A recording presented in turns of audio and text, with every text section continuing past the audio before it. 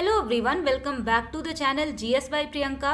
आज की इस वीडियो में हम जियोग्राफी का सबसे इम्पॉर्टेंट टॉपिक डिस्कस करने वाले हैं, जो कि है विंड, क्लाइमेट एंड मॉनसून से रिलेटेड।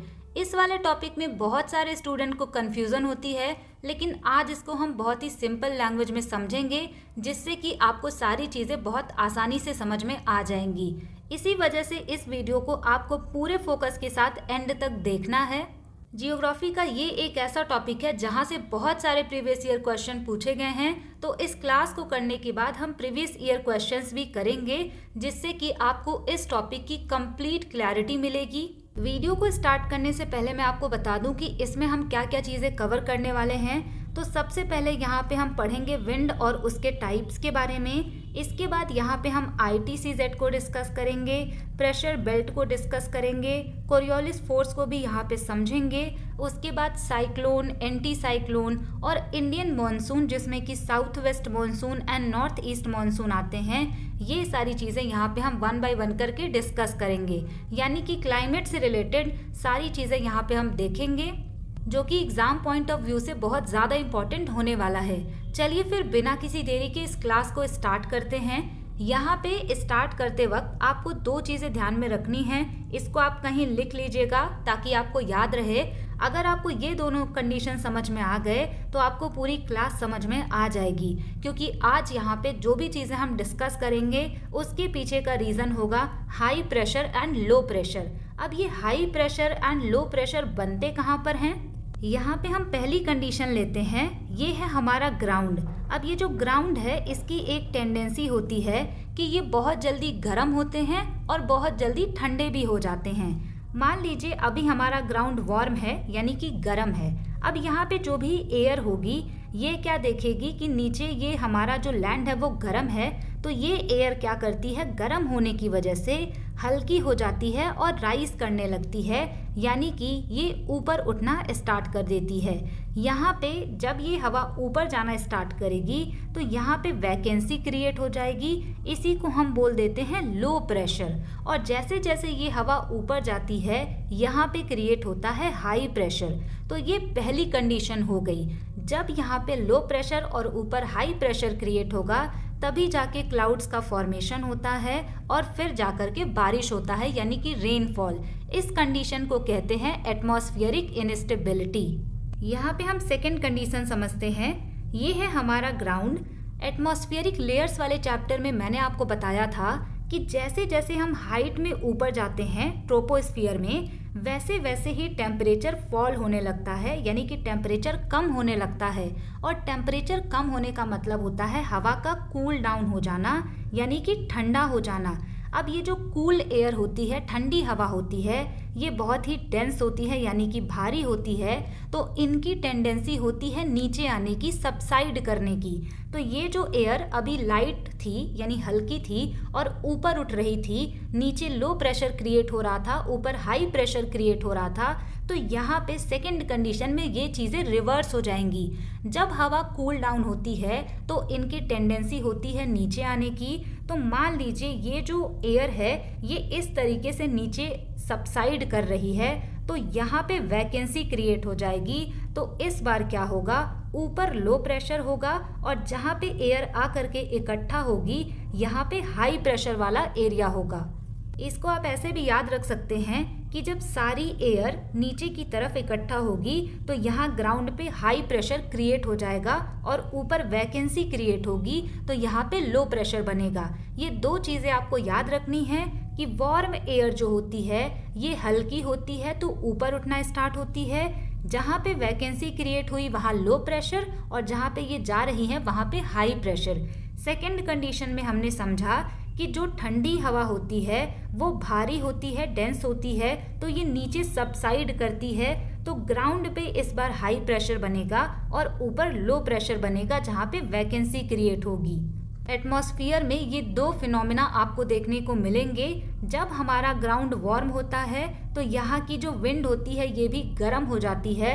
लाइटर और वार्म एयर राइज अपवर्ड्स, और यहाँ पे क्या होगा, नीचे क्रिएट हो जाएगा लो प्रेशर और ऊपर क्रिएट हो जाएगा हाई प्रेशर। यहाँ पे आप देख पाएंगे कि क्लाउड का फॉर्मेशन होगा और अच्छी खासी रेनफॉल होगी। यानी कि यहाँ से आप ये कह सकते हैं क्लाउड के फॉर्मेशन के लिए हवा का ऊपर जाना बहुत ज़रूरी है। वहीं पर ये जो दूसरी कंडीशन होती है जिसमें कोल्ड एयर सिंक करती है नीचे, जो ठंडी हवा होती है वो डेंस होती है यानी कि भारी होती है, तो ये नीचे इकट्ठा होना स्टार्ट कर देती है। अब यहाँ पे क्या होता है, जहाँ पे वैकेंसी है वहाँ पे लो प्रेशर क्रिएट होगा और जहाँ पे ये नीचे आके इकट्ठा हो रही हैं ग्राउंड पे हाई प्रेशर क्रिएट होगा। अब यहाँ पे आप ये चीज़ कह सकते हैं कि इस वाली कंडीशन में क्लाउड का फॉर्मेशन नहीं होगा, रेनफॉल नहीं होगी और ड्राई कंडीशन होगा। आई होप आपको ये समझ में आ गया होगा कि कहाँ पर लो प्रेशर क्रिएट होगा और कहाँ पर हाई प्रेशर क्रिएट होगा। तो ये हमने बात की थी एटमॉस्फेयर के कंडीशन की। इसके बाद यहाँ पे आपको ये याद रखना है कि विंड का मूवमेंट किस डायरेक्शन में होता है। तो आप इसको अच्छे से याद कर लीजिए कि विंड का मूवमेंट हाई प्रेशर से लो प्रेशर एरिया की तरफ होता है। ये जो विंड है ये हाई प्रेशर से लो प्रेशर ही क्यों चलती है, इसको आप इस तरीके से समझ सकते हैं। मान लीजिए आपके पास 2 बकेट है और इसमें पानी भरा हुआ है। अब जिस भी बकेट में ज़्यादा पानी भरा होगा, अगर आप इसमें एक पाइप लगा देते हैं तो जिसमें ज़्यादा पानी होगा ना, तो ये ज़्यादा वाला पानी इस तरफ मूव करेगा। इसी तरीके से हमारी जो विंड होती है वो भी हाई प्रेशर एरिया से लो प्रेशर एरिया की तरफ में मूव करती है। यहाँ पे डेफिनेशन लिखा हुआ है विंड का, the movement of air from a high pressure area to a low pressure area. यानी कि जब हवा जो होती है हाई प्रेशर से लो प्रेशर की तरफ में मूव करती है, उसी को हम विंड कहते हैं। ये एग्जाम का क्वेश्चन है। विंड की वेलोसिटी मेजर की जाती है एनीमोमीटर से। इसके बाद यहाँ पे हमें पढ़ना है टाइप्स ऑफ विंड्स के बारे में कि ये जो विंड्स होती हैं ये कितने प्रकार की होती हैं। तो 3 तरह की विंड्स होती हैं, primary wind, secondary wind and tertiary wind. यहाँ पे ये जो प्राइमरी विंड है इसके एग्जाम्पल है trade wind, westerlies and easterlies. अब यहाँ से आप ये ध्यान में रख सकते हैं कि विंड जिस डायरेक्शन से ओरिजिनेट होती है उसका नाम उसी डायरेक्शन के बेस पे रख दिया जाता है। जैसे कि जो वेस्टर्ली विंड है ये वेस्ट के डायरेक्शन से ओरिजिनेट होती हैं, ईस्टर्लीज जो है ये ईस्ट के डायरेक्शन से ओरिजिनेट होती हैं। नेक्स्ट यहाँ पे आता है सेकेंडरी विंड, जिसको कि सीजनल विंड भी कहते हैं। इसका एग्जाम्पल यहाँ पे है monsoon, land and sea breeze, mountain and valley breeze. अब यहाँ पे आप ये सोच रहे होंगे कि ये जो मॉनसून है क्या ये सीजनल विंड होते हैं? तो इसका आंसर है हाँ, जो मॉनसून है ये सीजनल विंड होता है क्योंकि ये किसी पर्टिकुलर सीजन में चलता है। नेक्स्ट यहाँ पे आता है टर्शियरी विंड, जिसको कि लोकल विंड भी कहते हैं। ये बहुत छोटे से एरिया में चलता है, किसी कंट्री के किसी पर्टिकुलर एक छोटे से रीजन में जो विंड चलती है उसको हम लोकल विंड कहते हैं। इसके बहुत सारे एग्जाम्पल हैं, इसको हम अलग से भी पढ़ेंगे क्योंकि इससे एग्जाम में क्वेश्चन पूछे जाते हैं। अभी यहाँ पे आपने देखा टाइप्स ऑफ विंड के बारे में। अब यहाँ से आपको समझना है कि क्यों हम वेस्टर्लीज, ईस्टर्लीज और ट्रेड विंड को प्राइमरी विंड कहते हैं। तो ऐसा इस वजह से होता है क्योंकि ये ऐसी विंड होती हैं जो कि पूरे साल चलती हैं और इनका एक फिक्स्ड पैटर्न होता है। ऑलमोस्ट ये पूरे हमारा जो प्लैनेट अर्थ है ना उन पे ये चलती हैं। इसी वजह से इन प्राइमरी विंड को हम कहते हैं प्रिवेलिंग विंड या फिर प्लैनेटरी विंड या फिर परमानेंट विंड या फिर इनवेरिएबल विंड। इनवेरिएबल इस वजह से कहते हैं क्योंकि ये अपने डायरेक्शन को चेंज नहीं करती। परमानेंट होती हैं, पूरे प्लैनेट अर्थ पे चलती हैं, इसी वजह से हम इनको कह देते हैं प्लैनेटरी विंड। तो यहाँ पे मैंने लिखा हुआ है constantly blow through out the year in a particular direction. यानी जो प्राइमरी विंड है ये पूरे साल चलती हैं एक पर्टिकुलर डायरेक्शन में, और इनके एग्जाम्पल हमने देख लिए पहले ही। अब यहाँ से आपको याद रखना है कि ट्रेड विंड कहाँ पर चलेगी, तो ये इक्वेटर की तरफ चलती हैं। अब ये कैसे इक्वेटर की तरफ चलती हैं ये अभी हम प्रेशर बेल्ट में समझेंगे। ये किसी एग्जाम का पूछा हुआ क्वेश्चन है, इसको आप याद रखिएगा कि जो प्राइमरी विंड होती हैं ये 10 डिग्री से 30 डिग्री लैटिट्यूड के बीच में चलती हैं। नेक्स्ट यहाँ पे है वेस्टर्लीज। वेस्टर्लीज को आप याद रखेंगे कि ये 30 डिग्री से 60 डिग्री के लैटिट्यूड के बीच में चलती हैं, नॉर्दर्न हेमिस्फीयर में भी और सदर्न हेमिस्फीयर में भी। इनको प्रिवेलिंग वेस्टर्लीज भी कहते हैं या फिर एंटी ट्रेड विंड भी कहते हैं। अब यहाँ पे आपको कुछ नाम दिखाई दे रहा होगा, roaring 40s, furious 50s and shrieking 60s। इनका क्या मतलब होता है? यहाँ पे मान लीजिए हमारी प्लैनेट अर्थ है, ये है हमारा नॉर्दर्न हेमिस्फीयर और ये है सदर्न हेमिस्फीयर। नॉर्दर्न हेमिस्फीयर में बहुत सारे कॉन्टिनेंट्स होते हैं, इसी वजह से यहाँ पे जो वेस्टर्ली विंड चल रही होती है इनको बहुत सारा ऑब्स्ट्रक्शन फेस करना पड़ता है।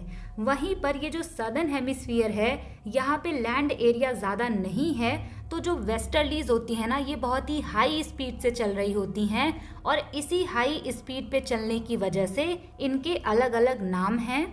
ये जो वेस्टर्लीज विंड होती हैं जब ये सदर्न हेमिस्फीयर में 30 डिग्री से 40 डिग्री के लैटिट्यूड के बीच में चलती हैं तो बहुत ही शोर करते हुए चलती हैं, इसी वजह से इनको रोरिंग 40s कहा जाता है।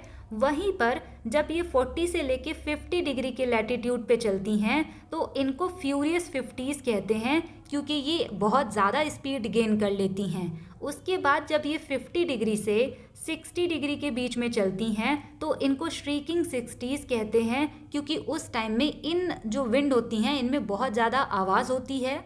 इसको आप याद रखिएगा कि ये कोई अलग से विंड नहीं है, ये सदर्न हेमिस्फीयर में जो वेस्टर्लीज बहुत ज़्यादा स्पीड से चलती है तो उन्हीं के वजह से इनका ये नाम पड़ा हुआ है। इसके बाद यहाँ पे हम डिस्कस करते हैं ईस्टर्लीज के बारे में, जिसको हम पर्टिकुलरली पोलर ईस्टर्लीज कहते हैं। ये कहाँ पर चलेंगी? पोलर एरियाज में। और कहाँ से कहाँ तक? 60 डिग्री से लेके 90 डिग्री के बीच का जो लैटिट्यूड होता है नॉर्दर्न हेमिस्फीयर में भी और सदर्न हेमिस्फीयर में भी पोलर ईस्टर्लीज देखने को मिलती हैं। ये जो पोलर ईस्टर्लीज होती हैं ये पोल की तरफ से चलती हैं और ये ईस्ट की तरफ से ओरिजिनेट होती हैं, इसी वजह से इनको ईस्टर्लीज कहा जाता है। ये था प्राइमरी विंड। इसके बाद हम सेकेंडरी विंड पढ़ेंगे, जिसको कि हम सीजनल विंड कहते हैं। सीजनल विंड के 3 एग्जाम्पल हैं। एक तो है मॉनसून, जिसको कि हम अलग से डिस्कस करेंगे। उसके अलावा है माउंटेन एंड वैली विंड और इसके बाद था लैंड एंड सी ब्रिज। अब यहाँ पे ये जो माउंटेन एंड वैली विंड होता है ये आपको माउंटेन वाले एरिया में देखने को मिलेगा। जहाँ पर भी माउंटेन होता है वहाँ पे क्या कंडीशन होती है, तो पहला हम यहाँ पे नाइट की कंडीशन देखते हैं। मैंने आपको स्टार्टिंग में ही बताया कि जो लैंड एरिया होता है वो बहुत जल्दी ठंडा होता है और बहुत जल्दी गर्म भी होता है। तो हमारा जो माउंटेन वाला एरिया होता है इसका ये जो ऊपर वाला सरफेस होता है ये नाइट के टाइम पर बहुत जल्दी कूल डाउन हो जाता है और इसके ठंडा होने की वजह से यहाँ पे जो एयर होती है वो भी कूल डाउन हो जाती है और डेंस हो जाती है। और ये जो डेंस एयर होती है ये माउंटेन से ऐसे होते हुए नीचे डिसेंड करती है, यानी कि नीचे की तरफ आती है। इसी विंड को हम माउंटेन विंड या फिर कैटाबेटिक विंड कहते हैं। वही यहाँ पे लिखा हुआ है mountain cools down the air becomes heavier so it descends, यानी कि जब माउंटेन यहाँ पे ठंडा होगा यहाँ पे सारी विंड जो होंगी ठंडी हो जाएंगी तो नीचे की तरफ ये बढ़ना स्टार्ट कर देंगी। इसको माउंटेन विंड या कैटाबेटिक विंड कहते हैं। तो ये तो नाइट वाली कंडीशन हो गई। अगर हम दिन की बात करें तो यहाँ पे क्या होता है, जब यहाँ पे सनराइज होता है तो हमारा लैंड सरफेस जो होता है वो बहुत जल्दी गर्म भी होता है। और मैंने आपको बताया था कि जब दिन के टाइम पे हमारा लैंड बहुत जल्दी गर्म होगा तो यहाँ की जो हवाएं होती हैं वो ऊपर उठना स्टार्ट हो जाएंगी और यहाँ पे लो प्रेशर क्रिएट हो जाएगा और नीचे की जो एयर होगी ये इनके कंपैरिजन में थोड़ी सी ठंडी होती है। यहाँ पे हाई प्रेशर क्रिएट होगा और हवा कहाँ से कहाँ जाएगी, हाई प्रेशर से लो प्रेशर की तरफ में। तो ये जो वैली से ये विंड ऊपर जाना स्टार्ट करती है। इस तरीके के विंड को हम वैली विंड या फिर एनाबेटिक विंड कहते हैं। इसी वजह से मैंने आपको स्टार्टिंग में बताया था कि हाई प्रेशर कहाँ पर बनेगा और लो प्रेशर कहाँ पर बनेगा। ये आप याद रखिएगा, ध्यान में रखिएगा, तभी आपको सारी चीज़ें क्रिस्टल क्लियर समझ में आएंगी। नेक्स्ट यहाँ पे है लैंड एंड सी ब्रिज। अब ये लैंड एंड सी ब्रिज क्या होती हैं? ये जो सीजनल विंड होती हैं ये आपको वर्ल्ड के जो कोस्टल एरियाज होते हैं वहाँ पर देखने को मिलेंगे। जैसे यहाँ पे ये जो माउंटेन एंड वैली विंड होता है ये आपको माउंटेन एरिया में देखने को मिलेंगे। सेम इसी तरीके से लैंड एंड सी ब्रिज आपको कोस्टल एरिया में देखने को मिलेंगे। अब यहाँ पे क्या कंडीशन होती है, तो यहाँ पे देखिए दिन के टाइम में क्या होता है, ये है वाटर बॉडीज या फिर सी है या फिर ओशियन है और ये है लैंड, ठीक। और यहाँ पे जब दिन के टाइम में सनराइज होता है तो ये जो लैंड वाला एरिया होता है ये जल्दी गर्म होता है। अब गर्म होने से क्या होगा, यहाँ की जो एयर होगी ये हल्की हो जाएगी और ऊपर उठना स्टार्ट कर देगी और यहाँ पे जब वैकेंसी क्रिएट होगी तो आसपास की जो कूल एयर होती है इनको फिल करने के लिए आने लगती है। इसी वजह से ये जो सी सरफेस होता है यहाँ की एयर थोड़ी ठंडी होती है और लैंड वाली जो एयर होती है ये ज़्यादा गर्म होकर के ऊपर उठना स्टार्ट कर देती है। तो इस तरीके से यहाँ पे जब हाई प्रेशर बनेगा, हाई प्रेशर से जो विंड होती हैं ये लो प्रेशर की तरफ मूव करना स्टार्ट करेंगी और ये ऐसे इनका फ्लो स्टार्ट हो जाएगा। तो दिन के टाइम पे सी ब्रिज चलता है। इसके बाद हम देखते हैं कि रात में क्या कंडीशन होती है। तो रात में ये वाली जो कंडीशन होती है ये रिवर्स हो जाती है। ये है लैंड सरफेस और ये है वाटर बॉडीज या फिर सी सरफेस। तो जैसा कि मैंने आपको बताया कि रात के टाइम पे ये जो लैंड एरिया होता है ये जल्दी कूल डाउन हो जाएगा। कूल डाउन होने से यहाँ पे जो हवा होगी वो सिंक करना स्टार्ट करेगी। अब यहाँ पे हाई प्रेशर बनेगा और ये जो हमारा सी सरफेस है यहाँ पे कंपैरेटिवली लो प्रेशर रहेगा और विंड कहाँ से कहाँ तक चलेगी, हाई प्रेशर से लो प्रेशर वाले एरिया की तरफ। तो इस तरीके से विंड का मूवमेंट स्टार्ट हो जाता है नाइट के टाइम पर। तो इसको हम कहते हैं लैंड ब्रिज। लैंड ब्रिज इस वजह से कहते हैं क्योंकि ये इस तरफ से ओरिजिनेट हो रही है। इसके बाद यहाँ पे आपको प्रेशर बेल्ट के बारे में समझना है। अब ये प्रेशर बेल्ट क्या होता है, तो इसको अगर मैं आपको बहुत सिंपल लैंग्वेज में बताऊं तो प्रेशर बेल्ट एक ऐसा एरिया होता है जहाँ पे लगभग सेम प्रेशर की एयर चल रही होती हैं।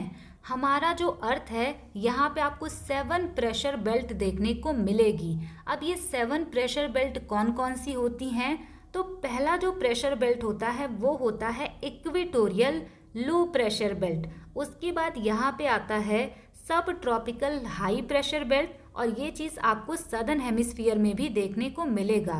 नेक्स्ट यहाँ पे आता है सब पोलर लो प्रेशर बेल्ट जो कि पोलर एरियाज के नीचे होते हैं और सेम आपको यही चीज़ सदर्न हेमिस्फीयर में भी देखने को मिलेगा।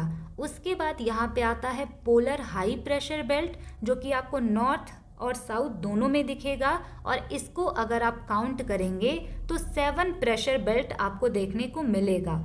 यहाँ पे ये जो एनिमेशन है इससे आपको चीज़ें बहुत अच्छी तरीके से दिख रही होंगी कि कौन से प्रेशर बेल्ट में किस तरीके से ये जो विंड है मूव कर रही हैं। अभी इसको भी हम डिस्कस करेंगे कि ग्लोबल विंड सर्कुलेशन क्या होता है और ये जो सेल बन रहा है इसका नाम क्या है ये भी हम यहाँ पे जानेंगे। इसको आप 3D में इमेजिन कीजिए। इस तरीके से पूरे जो हमारा अर्थ होता है वहाँ पे विंड का सर्कुलेशन होता है। अब यहाँ पे आपको ये समझना है कि इक्वेटर पे लो प्रेशर बेल्ट क्यों होता है, सब ट्रॉपिकल पे हाई प्रेशर बेल्ट क्यों होता है, सब पोलर पे लो प्रेशर बेल्ट क्यों होता है और पोलर एरियाज में हाई प्रेशर बेल्ट क्यों होता है। अब यहाँ पे सबसे पहले हम समझते हैं इक्वेटोरियल लो प्रेशर बेल्ट को। अब यहाँ पे ये जो इक्वेटर वाला रीजन है मैंने आपको पढ़ाया था लैटिट्यूड एंड लॉन्गिट्यूड वाले में कि जो इक्वेटर वाले एरियाज होते हैं यहाँ पे डायरेक्ट सनलाइट रिसीव होती है। जब यहाँ पे डायरेक्ट सनलाइट रिसीव होगी तो यहाँ पे क्या होगा, जैसे ही यहाँ पे लैंड एरिया बहुत ज़्यादा गर्म होगा तो सारी एयर वार्म हो जाएगी और वार्म एयर बहुत हल्की होती है तो वो ऊपर उठना स्टार्ट कर देती है। इसी वजह से यहाँ पे वैकेंसी क्रिएट हो जाती है और हमने पहले ही समझा था कि जहाँ पे गर्म हवा ऊपर उठने लगती है उसके नीचे वैकेंसी क्रिएट हो जाती है और ये जो वैकेंसी क्रिएट होती है इसी को लो प्रेशर कहते हैं। तो इक्वेटर वाले एरिया में आपको लो प्रेशर बेल्ट देखने को मिलेगा और ये कहाँ से कहाँ तक होते हैं, तो ये 10 degree north and 10 degree south latitude के बीच में ये बेल्ट आपको देखने को मिलेगा। नेक्स्ट यहाँ पे है सब ट्रॉपिकल हाई प्रेशर बेल्ट। अब यहाँ पे हाई प्रेशर बेल्ट क्यों होता है, इसके पीछे का रीज़न है इक्वेटोरियल लो प्रेशर बेल्ट। अब आप सोचेंगे कि इक्वेटोरियल लो प्रेशर बेल्ट की वजह से सब ट्रॉपिकल एरियाज़ में हाई प्रेशर बेल्ट कैसे बनेगा, तो इसको आप थोड़ा 3D में इमेजिन कीजिए और आपने जो एनिमेशन देखा है उसको आप थोड़ा सा ध्यान में रखिए। यहाँ पे ये जो इक्वेटोरियल लो प्रेशर बेल्ट है, यहाँ से बहुत ज़्यादा जो लाइट एयर होती है ना, ये राइज कर रही होती हैं, बाहर निकल रही होती हैं। अब नीचे से ऑलरेडी बहुत ज़्यादा एयर करंट आ रहा होता है, तो इनके पास ऑप्शन नहीं होता कि ये नीचे की तरफ जाएं। यहाँ से जो भी हवा ऊपर उठती है उनके पास एक ही ऑप्शन होता है कि वो राइट या फिर लेफ्ट में सबसाइड कर जाएं। अब आप सोचेंगे कि ये सबसाइड क्यों करती हैं, नीचे क्यों आती हैं, तो इसका आंसर भी हमने पहले ही पढ़ा कि जब एयर हाइट में ऊपर जाती है तो इनका टेम्परेचर कम होने लगता है। टेम्परेचर कम होने का मतलब है कि हवा ठंडी होने लगती है, और ठंडी हवा जो होती है वो नीचे आती है, सिंक करती है।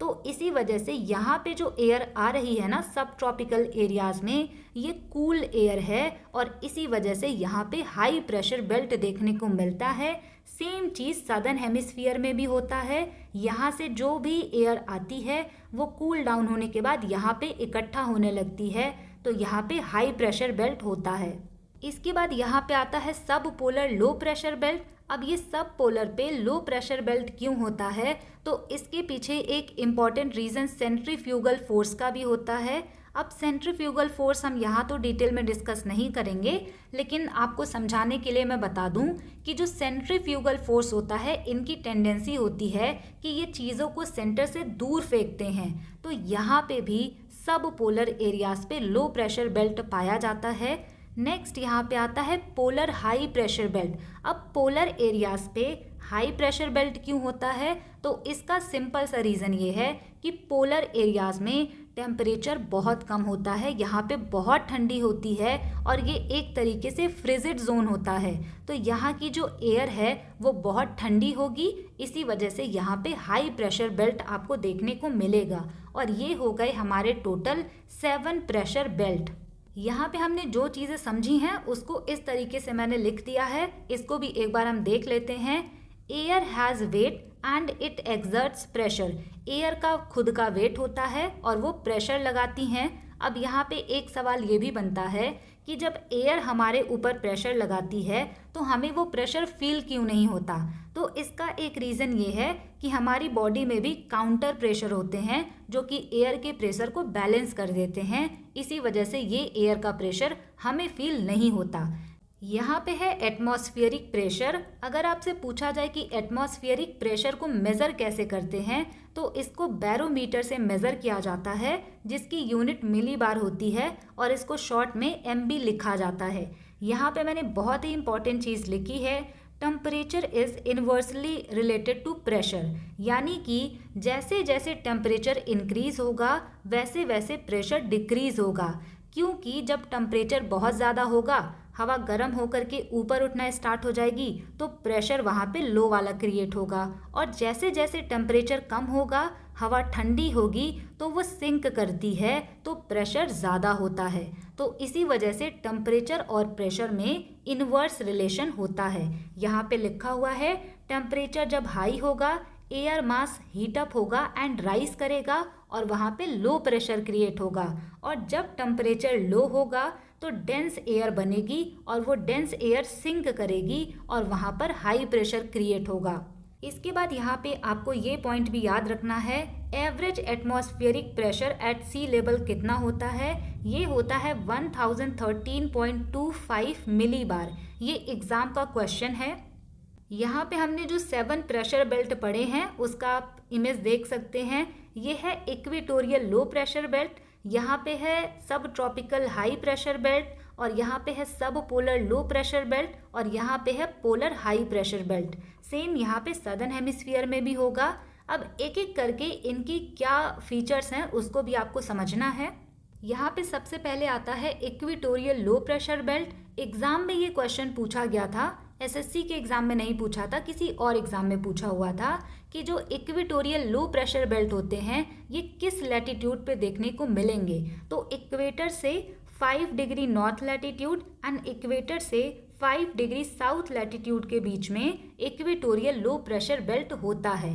लो प्रेशर यहाँ पे क्यों होता है? इंटेंस हीटिंग होती है सन की, इसी वजह से यहाँ की एयर वार्म होकर के राइज करती है, इसी वजह से यहाँ लो प्रेशर क्रिएट होता है। इसको कहा जाता है बेल्ट ऑफ काम्स या फिर बेल्ट ऑफ डोल्ड्रम्स। बहुत ज़्यादा इम्पॉर्टेंट है। ये जो इक्वेटोरियल लो प्रेशर बेल्ट होता है यहाँ पे बहुत शांति रहती है, इसी वजह से इसको बेल्ट ऑफ काम्स भी कहते हैं और या फिर बेल्ट ऑफ डोल्ड्रम्स भी कहते हैं। अभी हम इसके बाद ITCZ के बारे में पढ़ेंगे, जो कि है इंटर ट्रॉपिकल कन्वर्जेंस जोन। ये इसी इक्वेटोरियल लो प्रेशर बेल्ट का एक पार्ट होता है।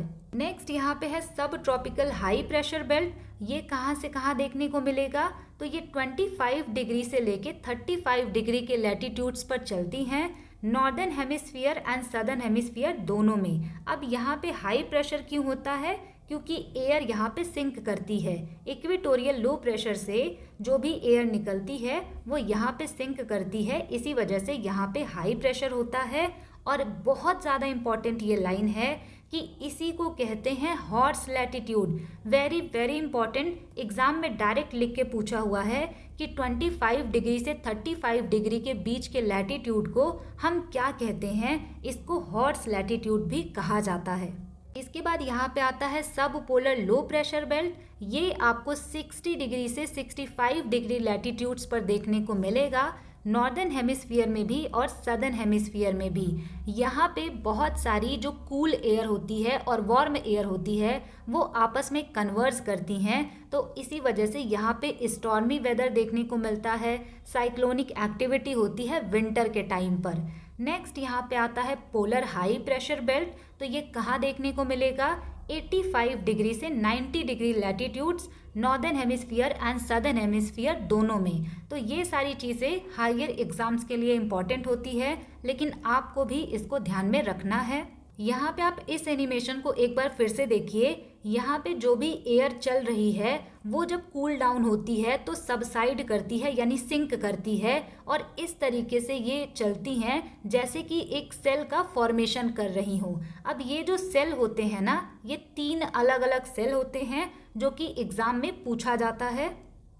यहाँ पे हमने पढ़ा था कि बीच में होता है इक्वेटोरियल लो प्रेशर बेल्ट। अब यहाँ से जो गर्म हवा ऊपर उठती है वो जब ठंडी होने लगती है तो इस साइड में सिंक करने लगती है।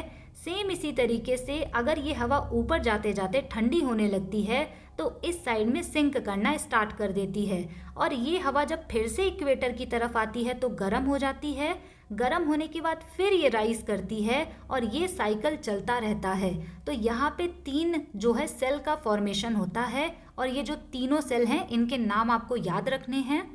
यहाँ पे जो पहला सेल है वो है हेडले सेल, दूसरा है फेरल सेल और तीसरा है पोलर सेल। अब ये जो हेडले सेल है इसमें ट्रेड विंड आपको देखने को मिलेंगी, और ये नॉर्दर्न एंड सदर्न दोनों हेमिस्फीयर में होते हैं। उसके बाद यहाँ पे है फेरल सेल, यहाँ पे भी आप देख सकते हैं ये है फेरल सेल। यहाँ पे वेस्टर्लीज विंड चलती हैं, और ये जो पोलर सेल होता है जो कि दोनों पोल्स पर मिलते हैं, यहाँ पे पोलर ईस्टर्लीज चलती हैं। अब इनका जो नाम है ये रखा गया था उनके नाम पर जिन्होंने इसको समझाया था। तो पहला यहाँ पे है हेडले सेल। अगर आपसे पूछा जाए कि ये कहाँ से कहाँ तक देखने को मिलेगा, तो 0 डिग्री से 30 degree north latitude and 30 degree south latitude के बीच में हेडले सेल होता है। यहाँ पे ट्रेड विंड चलती हैं। अब ये ट्रेड विंड कहाँ से कहाँ तक चलेंगी, तो इक्वेटर वाले एरिया से ये सब पोलर हाई प्रेशर वाले एरिया तक चलती हैं। इसको खोजा था जॉर्ज हेडले ने 1735 में। नेक्स्ट यहाँ पे है फेरल सेल। ये आपको 30 एंड 60 डिग्री लैटिट्यूड्स के बीच देखने को मिलेगा दोनों हेमिस्फीयर में। यहाँ पे वेस्टर्लीज विंड चलती हैं, और इसको विलियम फेरल ने प्रपोज किया था 1856 में। उसके बाद जो पोलर सेल है ये 60 डिग्री के ऊपर 90 डिग्री तक में आपको देखने को मिलेगा, और यहाँ पे पोलर ईस्टर्लीज चलती हैं। इसके बाद यहाँ पे आपको समझना है कोरियोलिस फोर्स के बारे में कि ये कोरियोलिस फोर्स क्या होता है। एग्जाम में क्वेश्चन यहाँ से भी पूछा जाता है कि northern hemisphere and southern hemisphere में कोरियोलिस फोर्स के द्वारा विंड किस साइड में डिफ्लेक्ट होता है। तो यहाँ पे सबसे पहले आप ये देखिए कि ये जो विंड है ना, ये इस डायरेक्शन में चल रही है। यहाँ पे इसका डायरेक्शन ना इधर आपको दिख रहा होगा, और इस अगर सदर्न हेमिस्फीयर में आप देखेंगे तो विंड का डायरेक्शन इस तरफ देखने को मिल रहा है। अभी हमने क्या समझा था कि हाई प्रेशर एरिया जहाँ पर होता है उस तरफ से विंड लो प्रेशर एरिया की तरफ में जाती हैं। तो मान लीजिए ये हाई प्रेशर है और ये लो प्रेशर है, तो विंड को इस तरीके से चलना चाहिए था। लेकिन क्या आपको यहाँ पे दिखाई दे रहा है कि कोई भी विंड सीधी चल रही है? इसका आंसर है नहीं। ये जो विंड होती हैं ये अपने रास्ते से डिफ्लेक्ट हो जाती हैं।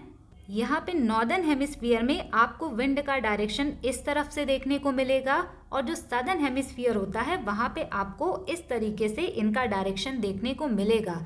तो ये जो विंड यहाँ पे अपने पाथ से डिफ्लेक्ट होती है, इसी के पीछे रीज़न होता है कोरियोलिस फोर्स का। कोरियोलिस फोर्स लगता क्यों है? तो ये अर्थ की रोटेशन की वजह से लगता है।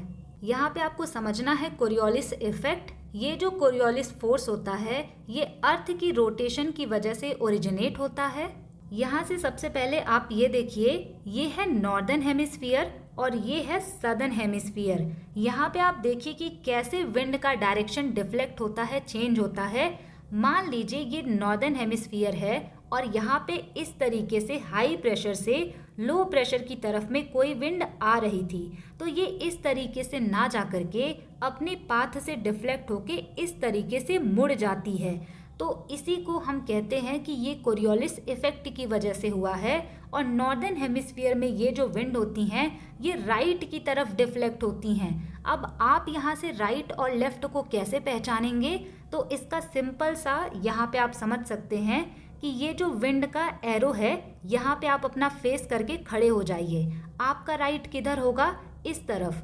और अगर ये विंड इस तरफ आती है तो आप यहाँ पे खड़े हो जाइए। आपका राइट कहाँ पर होगा?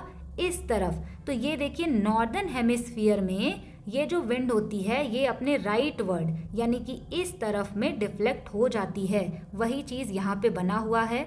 अगर ये विंड इस तरफ आ रही है जो कि नॉर्दर्न हेमिस्फीयर में है, तो आप यहाँ पे फेस करके खड़े हो जाइए। ये देखिए राइट की तरफ में डिफ्लेक्ट हो गई है। तो मेन क्रक्स आपको यहाँ से ये याद रखना है कि नॉर्दर्न हेमिस्फीयर में विंड राइट वर्ड डिफ्लेक्ट होती है, सदर्न हेमिस्फीयर में विंड लेफ्ट वर्ड डिफ्लेक्ट होती है।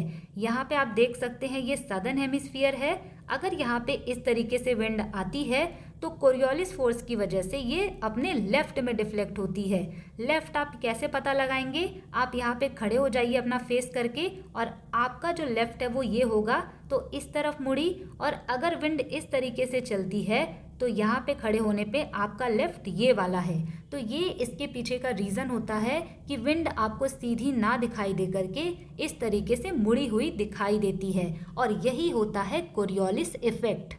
यहाँ पे मैंने लिखा हुआ है कि 7 प्रेशर बेल्ट होती हैं और ये दोनों हेमिस्फीयर में होती हैं। ये जो 3 प्रेशर बेल्ट हैं तो ये 6 हो जाती हैं, और इक्वेटोरियल लो केवल 1 होता है, तो टोटल 7 होगा। यहाँ पे लिखा हुआ है कि जो कोरियोलिस फोर्स है ये मैक्सिमम होता है पोल्स पर और मिनिमम होता है इक्वेटर पर नियरली 0। और नॉर्दर्न हेमिस्फीयर में ये विंड को राइट वर्ड डिफ्लेक्ट कर देते हैं और सदर्न हेमिस्फीयर में ये विंड को लेफ्ट वर्ड डिफ्लेक्ट कर देते हैं। इसके बाद यहाँ पे हम ITCZ यानी कि इंटर ट्रॉपिकल कन्वर्जेंस जोन के बारे में समझेंगे। यहाँ पे आप देख सकते हैं कि ITCZ इस तरीके से मूव कर रहा होता है। अब ये ITCZ कहाँ से कहाँ तक मूव करता है इसको भी आपको समझना है। ITCZ का मतलब होता है इंटर ट्रॉपिकल कन्वर्जेंस जोन। अब इसको हम कन्वर्जेंस जोन क्यों कहते हैं?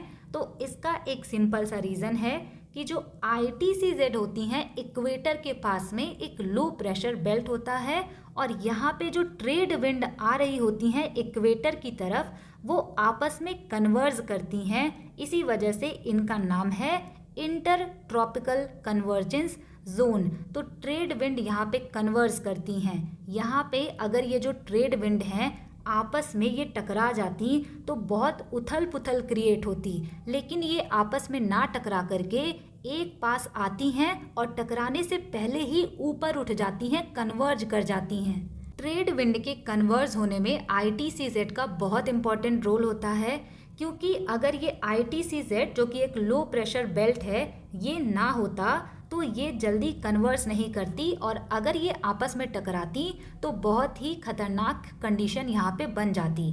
लेकिन ITCZ होने की वजह से ये एयर जब आपस में आती हैं तो टकराने से पहले ही गर्म होकर के ऊपर उठ जाती हैं।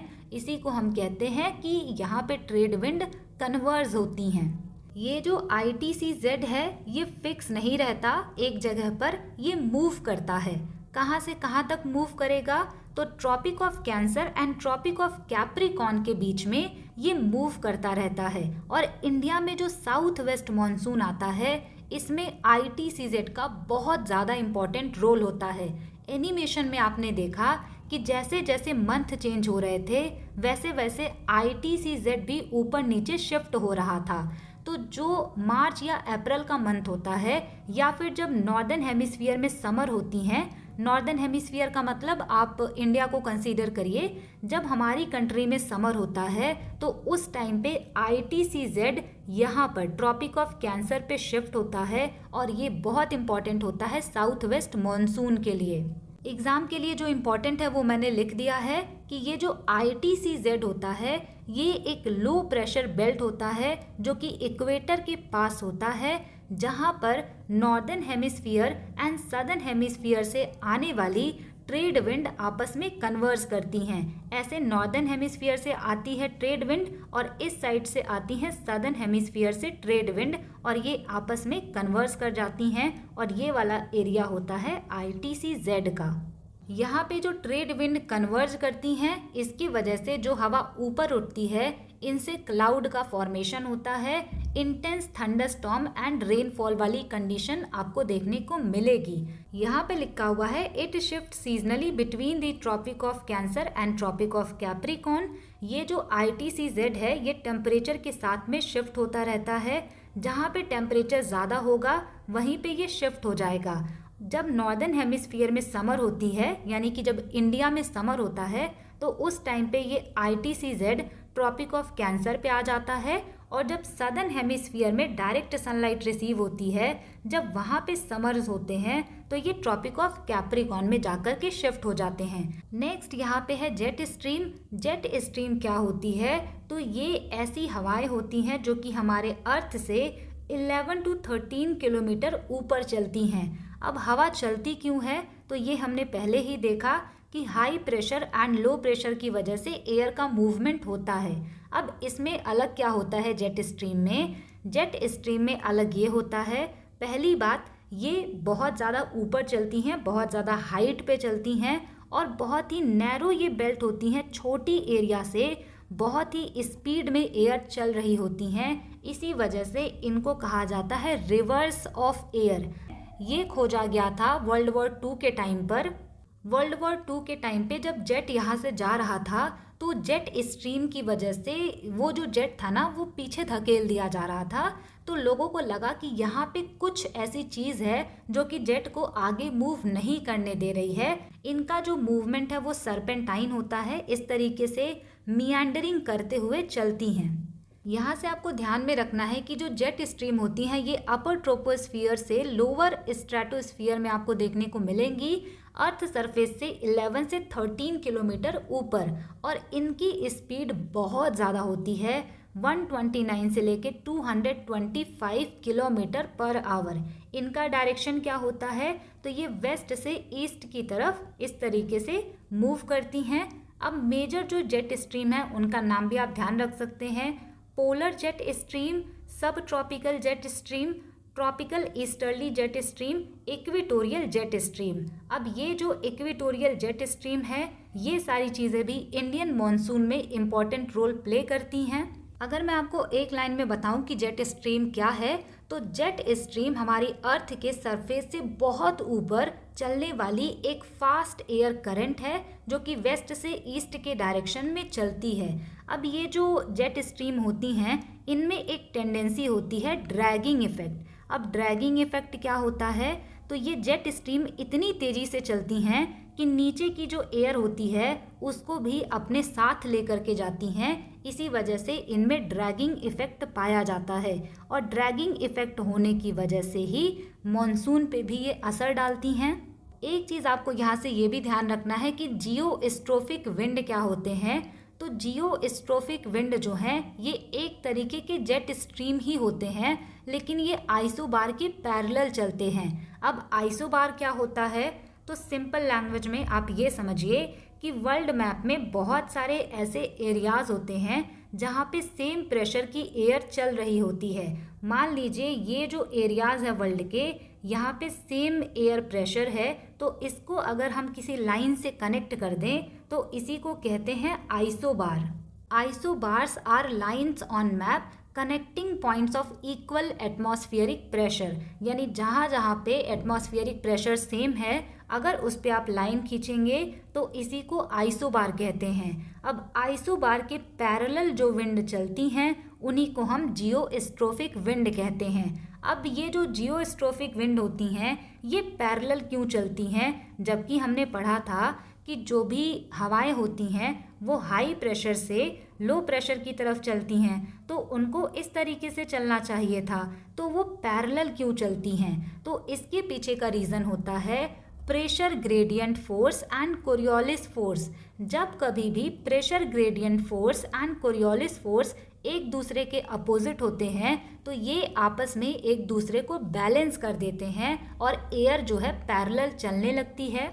इनके पीछे का रीज़न होता है प्रेशर ग्रेडियंट फोर्स, यानी कि प्रेशर में जो चेंजेस का रेट होता है उसी को प्रेशर ग्रेडियंट फोर्स कहते हैं। और यहाँ पे आ जाता है नीचे कोरियोलिस फोर्स। जब ये एक दूसरे को बैलेंस कर देते हैं, यानी कि आपस में ये एक दूसरे के अपोजिट होते हैं, तो उस टाइम पे आपको ये देखने को मिलेगा कि विंड इसकी पैरेलल चलती है। इसको आपको बहुत डीप में नहीं जानना, एग्जाम में वन लाइनर क्वेश्चन बनता है कि जियोस्ट्रोफिक विंड कहाँ पे चलती है, तो ये आइसोबार के पैरेलल चलती है। यहाँ पे आपको अब लोकल विंड के नाम याद रखने हैं। यहाँ पे देखिए चिनूक जो है इसको स्नो ईटर भी कहते हैं और ये रॉकीज माउंटेन में चलती है और ये हॉट विंड होती है। फोहेन जो है ये आपको एल्प्स में देखने को मिलेगा। ये चीज़ आपको 2-3 बार पढ़ना पड़ेगा तब याद होगा, क्योंकि एग्ज़ाम में इससे भी क्वेश्चन पूछे जाते हैं और ये वाला तो एग्ज़ाम में बहुत बार पूछा गया है। इसके बाद यहाँ से आप सिरोको को याद रखेंगे, ये सहारा और मेडिटेरेनियन सी के आसपास चलता है, ये भी हॉट विंड है। नेक्स्ट यहाँ पे आप याद रखेंगे हरमट्टन को, इसको गिनी डॉक्टर भी कहते हैं और ये वेस्ट अफ्रीका में चलता है। नेक्स्ट आप यहाँ से याद रखेंगे बोरा और मिस्त्राल को, और इसमें आपको याद रखना है कि ये कोल्ड विंड होती हैं और ये कहाँ से कहाँ चलेंगी, तो हंगरी और नॉर्थ इटली में, और ये वाला एल्प्स एंड फ्रांस वाले एरिया में देखने को मिलेगा। इसके अलावा यहाँ पे ब्लिजर्ड याद रख लीजिएगा, ये कोल्ड विंड होते हैं और टुंड्रा रीजन में चलते हैं। तो केवल आपको इसमें से कुछ गिने चुने लोकल विंड को याद रखना है। चिनूक को स्नो ईटर भी कहते हैं, इसको आप ध्यान में रखिएगा। इसके बाद यहाँ पे हम पढ़ेंगे इंडिया के लोकल विंड्स के बारे में। इससे सीजीएल 2024 टीयर 1 में भी क्वेश्चन पूछा गया है, तो आपको ध्यान रखना पड़ेगा। सबसे पहले यहाँ पे है मैंगो शावर। मैंगो शावर जो होते हैं ये जब समर एंड होता है, प्री मॉनसून के टाइम पर ये चलते हैं। कहाँ कहाँ पर चलते हैं, केरला और कर्नाटका में। अब इसका नाम मैंगो शावर क्यों रखा गया है, क्योंकि इससे ना मैंगो की अर्ली राइपनिंग होती है, वो पक जाते हैं, इसी वजह से इनको मैंगो शावर कह देते हैं। नेक्स्ट यहाँ पे है ब्लॉसम शावर, ये कॉफ़ी के लिए अच्छे होते हैं और ये केरला में चलते हैं। नेक्स्ट यहाँ पे आता है नॉरवेस्टर। नॉरवेस्टर में आप सीधा ये लाइन याद रखिए, ड्रीडेड इवनिंग थंडरस्टॉर्म होते हैं ये, जो कि बंगाल एंड असम में चलते हैं। ये वाली लाइन लिख के सीधा एग्जाम में क्वेश्चन पूछा गया है। ये जो नॉरवेस्टर्स होते हैं इनको अलग नाम भी दिया जाता है, इनको काल बैसाखी भी कहते हैं और असम में इनको बारदोली चीरा भी कहते हैं। तो ये अलग से कोई विंड नहीं है, नॉरवेस्टर्स का ही ये नाम है, काल वैसाखी और असम में इसको बारदोली चीरा कहते हैं। नेक्स्ट यहाँ पे है लू। लू जो है ये लोकल विंड है जो कि नॉर्थ इंडिया में चलती है और ये कई बार एग्जाम में रिपीटेड है। जब हम प्रीवियस ईयर क्वेश्चन करेंगे तो आपको सारी क्वेश्चन वहाँ पे देखने को मिलेंगे।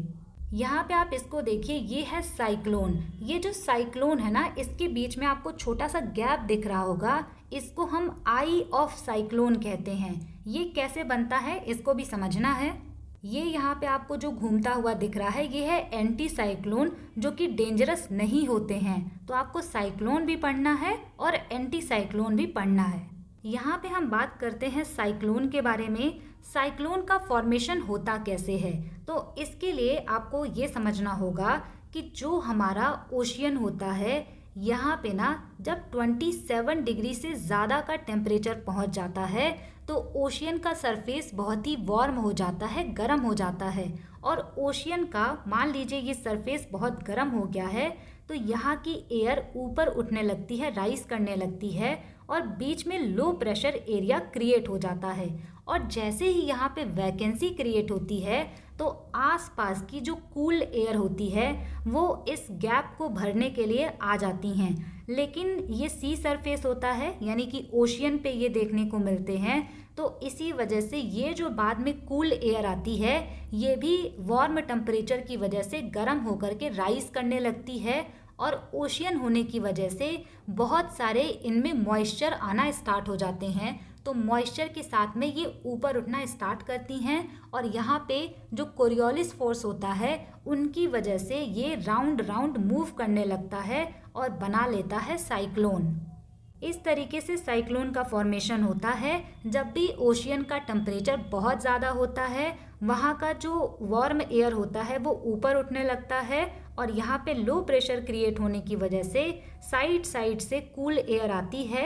लेकिन टेम्परेचर ज़्यादा होने की वजह से ये भी गर्म होकर के ऊपर उठना स्टार्ट कर देती हैं और इनमें बहुत ज़्यादा मॉइस्चर होता है और कोरियोलिस फोर्स की वजह से ये राउंड राउंड ऐसे मूव करना स्टार्ट कर देते हैं। तब जाके साइक्लोन का फॉर्मेशन होता है। साइक्लोन के बीच में आपको दिखाई देता है आई ऑफ साइक्लोन।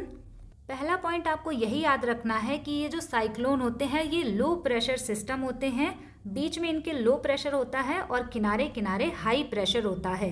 वहीं पर अगर हम एंटी साइक्लोन की बात करें तो इनके बीच में हाई प्रेशर होता है और किनारे किनारे आपको लो प्रेशर देखने को मिलेगा। तो ये साइक्लोन एंड एंटी साइक्लोन में डिफरेंस होता है। नेक्स्ट डिफरेंस यहाँ पे ये होता है इनके डायरेक्शन का। मैंने आपको बताया कि साइक्लोन जो रोटेट करता है इसमें कोरियोलिस फोर्स का भी कंट्रीब्यूशन होता है। तो इनका डायरेक्शन आपको अलग अलग हेमिस्फीयर में अलग अलग देखने को मिलेगा। साइक्लोन जो होते हैं ये नॉर्दर्न हेमिस्फीयर में एंटी क्लॉकवाइज मूव करते हैं और सदर्न हेमिस्फीयर में ये क्लॉकवाइज मूव करते हैं। वहीं पर जो एंटी साइक्लोन होते हैं ये नॉर्दर्न हेमिस्फीयर में क्लॉकवाइज मूव करते हैं और सदर्न हेमिस्फीयर में ये एंटी क्लॉकवाइज मूव करते हैं। ये एग्जाम में पूछे जाते हैं, इसी वजह से मैंने इसको अलग से लिखा है। ये दोनों चीज़ें हमने डिस्कस कर ली इनके डायरेक्शन के बारे में। नेक्स्ट यहाँ पे इनमें डिफरेंस होता है कि ये जो साइक्लोन होते हैं यहाँ पे आपको heavy rainfall and stormy wind देखने को मिलेंगे। बहुत ज़्यादा आंधी तूफान आएगा, बहुत ज़्यादा बारिश होगी। वहीं पर जो एंटी साइक्लोन होते हैं यहाँ पे क्लियर स्काई होता है, बहुत ही माइल्ड यहाँ पे हवाएं चल रही होती हैं और यहाँ पे रेनफॉल नहीं होता, ड्राई कंडीशन होती है। अगला यहाँ पे डिफरेंस ये आता है कि जो साइक्लोन होते हैं ये बहुत ज़्यादा डैमेज करते हैं, वहीं पर ये जो एंटी साइक्लोन होते हैं इनमें वेदर बहुत ही प्लीजेंट होता है, यानी कि ये अच्छे होते हैं। और जो साइक्लोन होते हैं ये बहुत ही डैमेजिंग प्रॉपर्टी के होते हैं। ये डिफरेंस होता है साइक्लोन एंड एंटी साइक्लोन में। इसके अलावा आपको यहाँ से ध्यान में रखना है कि जो साइक्लोन होते हैं इनको क्या बोला जाता है। तो इंडियन ओशियन में साइक्लोन कहते हैं, ऑस्ट्रेलिया में इनको हम विली विली के नाम से जानते हैं, साउथ चाइना सी जो है उसके आसपास वाले एरिया में हम इसको टाइफून कहते हैं। अटलांटिक ओशियन में अगर साइक्लोन आते हैं तो उनको हम हरिकेन कहते हैं। अब ये क्वेश्चन CGL 2024 टीयर 1 में पूछा गया था, जब हमने शिफ्टों का सलूशन किया था वहाँ पे मैंने आपको बताया था। इसके बाद यहाँ पे डिफरेंस आता है ट्रॉपिकल एंड टेम्परेट साइक्लोन के बारे में। अब इनमें क्या डिफरेंस होता है, इनके नाम से ही आप समझ सकते हैं कि जो ट्रॉपिकल साइक्लोन होते हैं ये आते हैं ट्रॉपिकल एरियाज में, और जो टेम्परेट साइक्लोन होते हैं ये आते हैं टेम्परेट एरियाज में। इसी वजह से इसको एक्स्ट्रा ट्रॉपिकल साइक्लोन भी कहते हैं। ट्रॉपिकल साइक्लोन जो होते हैं ये ईस्ट से वेस्ट की तरफ मूव करते हैं, और टेम्परेट साइक्लोन जो होते हैं ये वेस्ट से ईस्ट की तरफ में मूव करते हैं। ट्रॉपिकल साइक्लोन जो होते हैं ये स्मॉलर एरिया कवर करते हैं लेकिन बहुत ज़्यादा डैमेजिंग होते हैं। वहीं पर जो टेम्परेट साइक्लोन होते हैं ये लार्ज एरिया कवर करते हैं लेकिन ये डिस्ट्रक्टिव नहीं होते हैं। मोस्ट इम्पॉर्टेंट पॉइंट यहाँ पे ये बनेगा कि ट्रॉपिकल साइक्लोन केवल और केवल सी सरफेस पे ही बनता हुआ दिखाई देगा, जहाँ पे सी सरफेस का टेम्परेचर 26 से लेके 27 डिग्री होना चाहिए। वहीं पर जो टेम्परेट साइक्लोन होते हैं ये लैंड एंड सी दोनों जगह पे ओरिजिनेट हो सकते हैं। ट्रॉपिकल साइक्लोन 7 डेज तक रहता है, जबकि टेम्परेट साइक्लोन 15 to 20 डेज तक रहता है। अब यहाँ से आपको यही वाला याद रखना है कि ये ज़्यादा डिस्ट्रक्टिव होते हैं, ये केवल सी सरफेस पे ओरिजिनेट होते हैं। यहाँ से हम पढ़ेंगे इंडियन मॉनसून के बारे में। इसके पहले आपको समझना है कि क्लाइमेट और वेदर में डिफरेंस क्या होता है। तो जब भी आपको किसी से पूछना होता है कि आज का टेम्परेचर कैसा है, तो आप पूछते हैं कि आज का वेदर कैसा है। तो वेदर जो होता है ये एक तरीके से एटमॉस्फेरिक कंडीशन होती है डे टू डे लाइफ में। इसको हिंदी में मौसम कहते हैं। तो जो ये वेदर होता है ये शॉर्ट फिनोमेना होता है, एटमॉस्फेरिक कंडीशन होता है। वहीं पर क्लाइमेट की अगर हम बात करें तो ये वेदर कंडीशन होते हैं, लेकिन कितने टाइम के लिए, 30 ईयर्स के लिए किसी पर्टिकुलर एरिया का वेदर देखा जाता है, तब जाके उस एरिया का क्लाइमेट डिसाइड किया जाता है। तो ये एवरेज 30 ईयर्स से ऊपर का होता है और ये डे टू डे लाइफ से डील करता है। क्लाइमेट जो होता है ये किसी स्पेसिफिक एरिया का होता है over a long period of time. वहीं पर जो वेदर होता है ये शॉर्ट टर्म चेंजेस होते हैं हमारे एटमॉस्फेयर में। क्लाइमेट की स्टडी को क्लाइमेटोलॉजी कहते हैं और वेदर की स्टडी को मेट्रोलॉजी कहते हैं। तो ये डिफरेंस होता है वेदर एंड क्लाइमेट में। नेक्स्ट यहाँ पे है फैक्टर्स दैट अफेक्ट क्लाइमेट। ऐसे कौन कौन से कारक हैं जिसकी वजह से जलवायु प्रभावित होती है। तो इसके 6 फैक्टर होते हैं।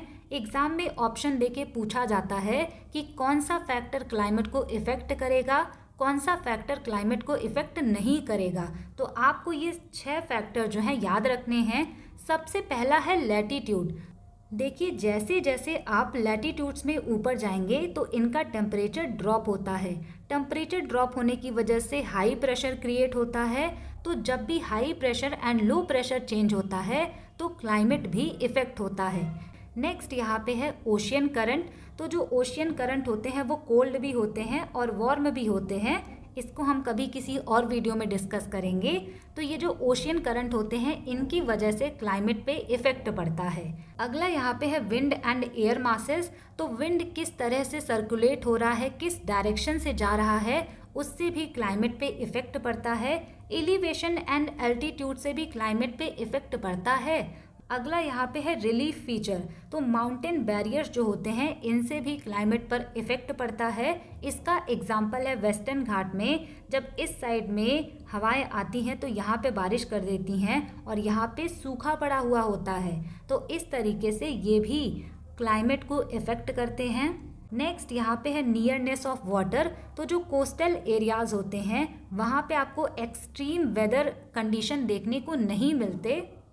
ये सारी चीज़ें क्लाइमेट को इफेक्ट करती हैं। एक चीज़ आपको याद रखना है जो कि एग्जाम में पूछा गया है, मॉनसून जो वर्ड है ये अरेबिक वर्ड से डराइव हुआ है जिसका मतलब होता है मौसम। अब यहाँ पे हम डिस्कस करेंगे कि इंडिया में मॉनसून आता कैसे है।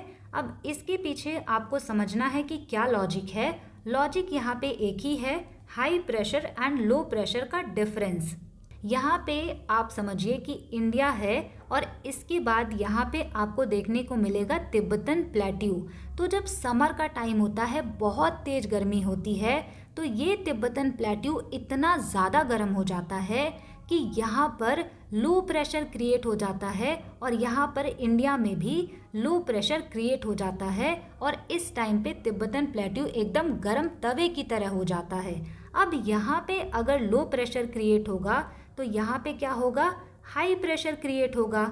हाई प्रेशर क्रिएट होने की वजह से विंड जो होती है ये हाई प्रेशर से लो प्रेशर की तरफ जाती हैं और इसी के वजह से इंडिया में मॉनसून आता है। यहाँ पे ITCZ का बहुत इम्पॉर्टेंट रोल होता है। आप यहाँ पे देख सकते हैं कि विंटर्स के टाइम पे जो ITCZ है ये ट्रॉपिक ऑफ कैप्रिकॉर्न पे शिफ्ट रहता है, लेकिन जैसे ही समर्स का टाइम आता है तिब्बतन प्लेट्यू खूब ज़्यादा गर्म होकर के लो प्रेशर बनाता है। उस टाइम पे ITCZ हमारे ट्रॉपिक ऑफ कैंसर यानी कि जो इंडिया के बीच से जाता है यहाँ पर आकर के ITCZ शिफ्ट हो जाता है। अब ITCZ जो है यहाँ पे ट्रेड विंड कन्वर्स करती हैं, तो जब ट्रेड विंड यहाँ पे आती है ना तो उनको दिखता है कि हमारा ITCZ तो यहाँ पर है ही नहीं, तो ये जो विंड इस तरफ कन्वर्स करने के लिए आ रही होती हैं ये इस साइड में मुड़ जाती हैं क्योंकि इस टाइम पे ITCZ यहाँ पे होता है। तो ये इनमें चीज़ें होती हैं। यहाँ पे हम डिस्कस करेंगे साउथ वेस्ट मॉनसून के बारे में। यहाँ पे देखिए north, south, east and west. अब इसके बीच का जो डायरेक्शन होता है कि साउथ वेस्ट का होता है, तो ये जो विंड्स होती हैं ये इस तरफ जा रही होती हैं, लेकिन ये ITCZ यहाँ पे शिफ्ट हो जाता है और तिब्बतन प्लेट्यू यहाँ पे गर्म होकर के लो प्रेशर बना लेता है। तो ITCZ यहाँ पे शिफ्ट होने की वजह से ये जो विंड होती हैं ये इस तरीके से मुड़ जाती हैं। इसी वजह से ये जो मॉनसून होती हैं ये सीजनल विंड होती हैं और मॉनसून का मतलब होता है seasonal reversal of the wind. ये मॉनसून जो है साउथ वेस्ट डायरेक्शन से आ रहा होता है, इसी वजह से इसको हम साउथ वेस्ट मॉनसून कहते हैं। इसकी वजह से इंडिया में बहुत अच्छी खासी रेनफॉल होती है। ये जो साउथ वेस्ट मॉनसून आता है तो यहाँ पे आपको पता है कि वेस्टर्न घाट्स मिलते हैं। साउथ वेस्ट मॉनसून जो है दो डायरेक्शन में डिवाइड हो जाता है। एक ब्रांच इनकी अरेबियन सी के तरफ होती है और एक ब्रांच इनका बे ऑफ बंगाल की तरफ जाता है। बे ऑफ बंगाल की तरफ जो ब्रांच होता है यहाँ से ये मॉइस्चर उठा करके नॉर्थ ईस्ट इंडिया में बहुत ज़्यादा रेनफॉल करते हैं। वहीं पर ये जो अरेबियन सी ब्रांच वाले मॉनसून होते हैं ये वेस्टर्न घाट से टकरा करके यहाँ पर ओरोग्राफिक रेनफॉल करते हैं। यहाँ से कुछ जो एयर होती है वो इस साइड में भी मूव करती है और ये जो बे ऑफ बंगाल ब्रांच है वो इस तरफ जो नॉर्दर्न प्लेन्स है वहाँ पे भी रेनफॉल करती है। ये जो साउथ वेस्ट मॉनसून है इसकी वजह से केरला में सबसे पहले मॉनसून रिसीव होता है और ये क्वेश्चन भी एग्जाम में पूछा हुआ है। साउथ वेस्ट मॉनसून जो है इनके दो ब्रांचेस होते हैं, Arabian Sea branch and Bay of Bengal branch, और इनको हम एडवांसिंग मानसून भी कहते हैं। इसके बाद हम यहाँ पे डिस्कस करने वाले हैं नॉर्थ ईस्ट मॉनसून के बारे में। अब ये जो नॉर्थ ईस्ट मॉनसून होते हैं इस टाइम पर इंडिया से मॉनसून वापस जा रहा होता है विंटर के टाइम पर, इसी वजह से इनको रिट्रीटिंग मॉनसून भी कहते हैं। अब ये जो मॉनसून है ये वापस क्यों जा रहा होता है, तो इसके पीछे का रीज़न होता है कि low pressure and high pressure create होता है। विंटर्स के टाइम पे ये जो तिब्बतन प्लेट्यू होता है ये बहुत ही ज़्यादा ठंडा हो जाता है। ठंडा होने की वजह से यहाँ पे हाई प्रेशर क्रिएट होता है और इस एरिया में भी हाई प्रेशर होता है। और इसके अलावा एक रीज़न ये भी होता है कि जब यहाँ पे विंटर्स होती हैं तो ITCZ जो होता है ये ट्रॉपिक ऑफ कैप्रिकॉर्न पे जाकर के शिफ्ट हो जाता है, जिसकी वजह से ये जो विंड होती हैं ये हाई प्रेशर से लो प्रेशर की तरफ में मूव करती हैं और इस तरीके से मॉनसून इंडिया से वापस चला जाता है। इसी वजह से इसको हम रिट्रीटिंग मॉनसून भी कहते हैं। अब ये जो रिट्रीटिंग मॉनसून होता है ये जब इंडिया से वापस जा रहा होता है तो इस थोड़े से एरिया से मॉइस्चर उठाने के बाद जो कोरोमंडल कोस्ट है तमिलनाडु का वहाँ पे बारिश करता है। इसी वजह से चेन्नई में विंटर्स के टाइम पे फ्लड आती हैं। आई होप आपको समझ में आ गया होगा कि साउथ वेस्ट मॉनसून कब आता है, जब तिब्बतन प्लेट्यू समर्स के टाइम पे बहुत गर्म होता है और ITCZ गैंगेटिक प्लेन के ऊपर शिफ्ट होता है तो लो प्रेशर क्रिएट होने की वजह से हाई प्रेशर की विंड इंडिया की तरफ मूव करती हैं और ये दो ब्रांचेस में डिवाइड हो जाती हैं, और इन दो ब्रांचेस में डिवाइड होने की वजह से ये इस तरीके से मूव करते हुए नॉर्दर्न इंडिया में, नॉर्दर्न प्लेन्स में बहुत ज़्यादा अच्छी खासी रेनफॉल करती हैं, और इसी के द्वारा नॉर्थ ईस्ट में भी रेनफॉल देखने को मिलता है। अब एक पॉइंट जो कि एग्ज़ाम के लिए इम्पॉर्टेंट है वो ये है कि highest rainfall in the world Mawsynram में होता है, जो कि मेघालय के खासी हिल्स में पड़ते हैं। इसको मैंने यहाँ पे भी लिख दिया है कि जो ITCZ होता है ये समर्स के टाइम पे ट्रॉपिक ऑफ कैंसर पे शिफ्ट होता है, गैंगेटिक प्लेन पे 20 डिग्री नॉर्थ लैटिट्यूड से 25 डिग्री नॉर्थ लैटिट्यूड पर। मॉनसून का मतलब होता है सीजनल रिवर्सल ऑफ विंड, और इंडिया में दो तरीके के मॉनसून देखने को मिलते हैं। एक समर्स के टाइम पे जिसको कि हम साउथ वेस्ट मॉनसून या फिर एडवांसिंग मॉनसून कहते हैं। इनकी दो ब्रांचेज होती हैं, अरेबियन सी ब्रांच और बे ऑफ बंगाल ब्रांच। ये दोनों ब्रांच जो होती हैं ये पंजाब में मिलती हैं। इसके अलावा जो नॉर्थ ईस्ट मॉनसून है ये विंटर्स के टाइम पे देखने को मिलता है, और इसको कहते हैं रिट्रीटिंग मॉनसून। और इस रिट्रीटिंग मॉनसून या फिर नॉर्थ ईस्ट मॉनसून की वजह से कोरोमंडल कोस्ट जो तमिलनाडु का है वहाँ पे बहुत ज़्यादा रेनफॉल होती है और चेन्नई में फ्लड भी आ जाते हैं। अब एक चीज़ आपको ये भी ध्यान में रखना है कि नॉर्थ ईस्ट मॉनसून में जब कोरोमंडल कोस्ट पे बारिश होती है तो उस टाइम पे जो हमारा नॉर्थ इंडिया है यहाँ पर बहुत ज़्यादा हीट देखने को मिलती है अक्टूबर के टाइम पर। स्काई यहाँ पे क्लियर होती है लेकिन हीट ज़्यादा होती है, तो इस वजह से इस टाइम पे नॉर्थ इंडिया में अक्टूबर हीट देखने को मिलता है। तो ये नॉर्थ ईस्ट मॉनसून की वजह से ही होता है। यहाँ पे अलग से भी लिखा हुआ है जो साउथ वेस्ट मॉनसून होते हैं उनको एडवांसिंग मॉनसून कहते हैं। ये जून से सितंबर तक रहते हैं। रिट्रीटिंग मॉनसून जो होते हैं इनकी केवल एक ब्रांच होती है और ये अक्टूबर से नवंबर तक रहते हैं। इसके बाद आपको वेस्टर्न डिस्टर्बेंसेस के बारे में पढ़ना है, जो कि होता है पश्चिमी विक्षोभ। इसका ओरिजिन होता है मेडिटेरेनियन सी से। इसकी वजह से इंडिया में मॉनसून की एक्टिविटी इंक्रीज हो जाती है। इसको अभी हम समझते हैं सिंपल लैंग्वेज में। ये जो वेस्टर्न डिस्टर्बेंसेस होते हैं ये एक तरीके के एक्स्ट्रा ट्रॉपिकल साइक्लोन होते हैं जो कि मेडिटेरेनियन सी में इनका ओरिजिन होता है। अब इनके ओरिजिन के पीछे का रीज़न ये होता है कि यहाँ पे कोल्ड एयर मास और वार्म एयर मास जो होती है इनके फ्रंट बनते हैं, इसी की वजह से ये ओरिजिनेट होते हैं। अभी हमने कुछ टाइम पहले जेट स्ट्रीम के बारे में पढ़ा था। ये जो जेट स्ट्रीम होती हैं ये अपर ट्रोपोस्फीयर में बहुत तेज चलने वाली एयर करंट होती हैं और इनमें ड्रैगिंग इफेक्ट होता है। तो जब ये जेट स्ट्रीम इस तरफ चलती हैं तो यहाँ से जो मॉइस्चर वाली विंड होती है ना, इसको ये खींचते हुए इधर लेकर के आती हैं और इंडिया में जो हिमालयाज़ हैं उससे ये टकरा करके इंडिया में रेनफॉल कर देते हैं, जिससे कि इंडिया में मॉनसून की एक्टिविटी इंक्रीज हो जाती है। तो ये होता है वेस्टर्न डिस्टर्बेंस और इसका इंडिया पे इफ़ेक्ट। इसको आप ऐसे याद रखिए कि इंडिया में जब बिन मौसम बरसात होती है, यानी कि इंडिया के नॉर्थ वेस्टर्न पार्ट में जब विंटर में रेनफॉल होती है, तो उसके पीछे वेस्टर्न डिस्टर्बेंसेस का हाथ होता है।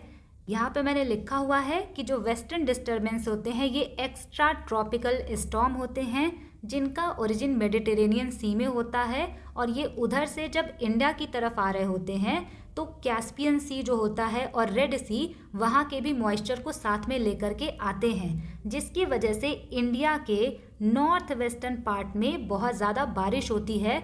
जैसे कि दिल्ली है, उत्तर प्रदेश है, पंजाब है, राजस्थान का कुछ पार्ट है। तो नॉर्थ वेस्टर्न इंडिया में जब विंटर्स के टाइम पे रेनफॉल होती है तो वो वेस्टर्न डिस्टर्बेंसेस की वजह से ही होती है। और ये जो वेस्टर्न डिस्टर्बेंसेस हैं ये राबी क्रॉप्स के लिए बहुत ज़्यादा बेनिफिशियल होते हैं। एग्ज़ाम में ये पूछा गया था। इंडिया में ये जो विंटर में बारिश होती है वेस्टर्न डिस्टर्बेंसेस की वजह से, इसको हम महावत भी कहते हैं। ये चीज़ भी एग्ज़ाम में पूछी गई है। अब लास्ट में यहाँ पे हम अल नीनो और ला नीना के बारे में डिस्कस करेंगे। सबसे पहले आप ये समझिए कि अल नीनो और ला नीना का मतलब क्या होता है। ये जो दोनों वर्ड हैं ये स्पेनिश वर्ड हैं। अल नीनो का मतलब होता है लिटिल बॉय और द क्राइस्ट चाइल्ड। ला नीना का मतलब होता है लिटिल गर्ल। अब इसका क्या इफ़ेक्ट होता है यहाँ पे हम अल नीनो को समझेंगे, लेकिन आपको पैसिफिक ओशियन ध्यान में रखना है क्योंकि इसी के वार्म एंड कोल्ड होने की वजह से ये कंडीशन देखने को मिलती है। यहाँ पे हम सबसे पहले समझते हैं कि नॉर्मल कंडीशन में क्या होता है। यहाँ पे आपको दिख रहा होगा ये है पैसिफिक ओशियन और यहाँ पे है पेरू का कोस्ट। तो पेरू कोस्ट जो होता है वहाँ से वेस्टर्न पैसिफिक ओशियन की तरफ ट्रेड विंड चलती हैं। यहाँ पे आपको एरो भी दिख रहा होगा, इस तरफ जो है वेस्टर्न पैसिफिक ट्रेड विंड का चलना स्टार्ट होता है, जिसकी वजह से पेरू कोस्ट का जो वार्म करंट होता है वो ऑस्ट्रेलिया और इंडिया की तरफ शिफ्ट होना स्टार्ट होता है। जब यहाँ पे वार्म एयर करंट आती है तो यहाँ पे लो प्रेशर क्रिएट होता है और पेरू पर हाई प्रेशर क्रिएट होता है और हवा कहाँ से कहाँ चलती है, हाई प्रेशर से लो प्रेशर की तरफ। तो इसकी वजह से इंडिया और ऑस्ट्रेलिया में बहुत अच्छा रेनफॉल होता है, मॉनसून अच्छा होता है। ये तो थी नॉर्मल कंडीशन जहाँ पे पेरू के कोस्ट से ये जो वार्म करंट होती है ये इस तरफ शिफ्ट हो जाती है। यहाँ पे इसके शिफ्ट होने की वजह से लो प्रेशर क्रिएट होता है और यहाँ पे हाई प्रेशर होता है और इस तरफ से विंड इस तरफ चलती हैं तो इंडिया और ऑस्ट्रेलिया में अच्छा रेनफॉल और अच्छा मॉनसून होता है। लेकिन जब अल नीनो की कंडीशन बनती है तो इस टाइम पे ये कंडीशन रिवर्स हो जाती है। रिवर्स होने का मतलब क्या है कि ये जो वार्म एयर करंट पेरू के कोस्ट से इंडिया ऑस्ट्रेलिया की तरफ आ रही होती है ये बहुत ही वीक पड़ जाती है, तो ये इस डायरेक्शन में मूव ना करते हुए इस डायरेक्शन में शिफ्ट होना स्टार्ट हो जाती है।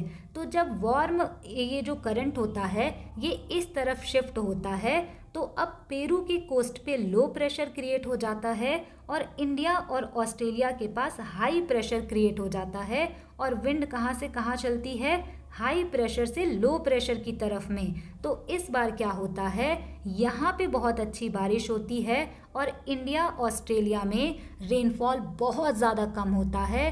तो ये कंडीशन होती है अल नीनो की। अभी आप इसको समझ लीजिए, आपको कौन सी चीज़ याद रखनी है ये भी मैं आपको बताऊंगी। यहाँ पे हमने अल नीनो को डिस्कस किया। नेक्स्ट यहाँ पे हम ला नीना के बारे में डिस्कस करते हैं कि इसमें क्या होता है। ला नीना को समझने के लिए यहाँ पे हम सबसे पहले देखते हैं कि नॉर्मल ईयर में क्या होता है। तो नॉर्मल ईयर में ये जो पेरू का कोस्ट होता है यहाँ से वेस्टर्न पैसिफिक ओशियन की तरफ में ट्रेड विंड चलती हैं, जिससे कि यहाँ का जो हॉट वाटर करंट होता है या फिर स्ट्रीम होता है वो ऑस्ट्रेलिया एंड एशिया की तरफ में शिफ्ट होता है, जिसकी वजह से यहाँ पे वार्म होने की वजह से लो प्रेशर और यहाँ पे हाई प्रेशर क्रिएट होता है। और विंड जब हाई प्रेशर से लो प्रेशर पे जाती हैं तो इंडिया एंड ऑस्ट्रेलिया में अच्छी रेनफॉल होती है। ये तो बात हो गई नॉर्मल ईयर की। लेकिन जब ला नीना होता है तब क्या होता है, इसमें ना अच्छी चीज़ होती है। इसमें अच्छी चीज़ क्या होती है कि पेरू के कोस्ट से इस तरफ में जो ट्रेड विंड चलती हैं वो बहुत ज़्यादा स्ट्रॉन्ग हो जाती हैं, जिससे कि ऑस्ट्रेलिया और इधर एशिया वाले एरिया में ज़्यादा से ज़्यादा लो प्रेशर क्रिएट होता है। यहाँ पे जितना ज़्यादा लो प्रेशर क्रिएट होता है रेनफॉल उतनी ज़्यादा इंक्रीज़ होती है। तो यहाँ पे आप कह सकते हैं कि जो ला नीना होता है इससे इंडिया का मॉनसून बहुत स्ट्रॉन्ग हो जाता है। यहाँ पे हम इंडिया के कॉन्टेक्स्ट में डिस्कस कर रहे हैं तो इंडियन मॉनसून पे इनका क्या इफेक्ट होता है इसको आपको ध्यान में रखना है। यहाँ पे जो 3 लाइन है इससे आपका काम बन जाएगा। आप याद रखिएगा कि जब अल नीनो की कंडीशन होती है तो इंडिया का मॉनसून वीक हो जाता है, इंडिया में सूखे जैसी कंडीशन बन जाती है क्योंकि बहुत कम रेनफॉल होता है। वहीं पर जब ला नीना की कंडीशन होती है तो उस टाइम पे इंडिया का मॉनसून और भी ज़्यादा इंक्रीज़ हो जाता है और इस टाइम पे ज़्यादा रेनफॉल होती है। अब एग्ज़ाम में यहाँ से क्वेश्चन पूछा गया था कि अल नीनो कब होता है, तो अल नीनो तब होता है जब पैसिफिक ओशियन का जो वाटर है वो वार्म हो जाता है, यानी कि नॉर्मल टेम्परेचर से ज़्यादा टेम्परेचर जब पैसिफिक ओशियन का इंक्रीज़ हो जाता है तब अल नीनो की कंडीशन बनती है। ला नीना जो होता है ये कूल फेज होता है। इस टाइम पे पैसिफिक ओशियन का जो वाटर होता है वो नॉर्मल से भी ज़्यादा ठंडा हो जाता है। तो ये चीज़ कीवर्ड है कि अल नीनो में इनका वाटर वार्म हो जाता है और ला नीना में इनका वाटर कूल हो जाता है। ये दोनों कीवर्ड आपको ध्यान में रखना है। इसके अलावा इंडियन मॉनसून पे क्या इफेक्ट पड़ेगा, ये आपको याद रखना है। ये थी आज की क्लास। यहाँ पे हमने क्लाइमेट से रिलेटेड एक एक चीज़ें बहुत ही डिटेल में समझने की कोशिश की हैं। आपको ये वीडियो कैसी लगी मुझे कमेंट सेक्शन में ज़रूर बताइएगा। इसके बाद हम नेक्स्ट क्लास में प्रीवियस ईयर क्वेश्चन करेंगे, तो उसको भी आप ज़रूर अटेंड कीजिएगा। अगर आपने इस वीडियो को यहाँ तक देखा है तो thanks for watching. Stay tune, keep learning, keep working hard.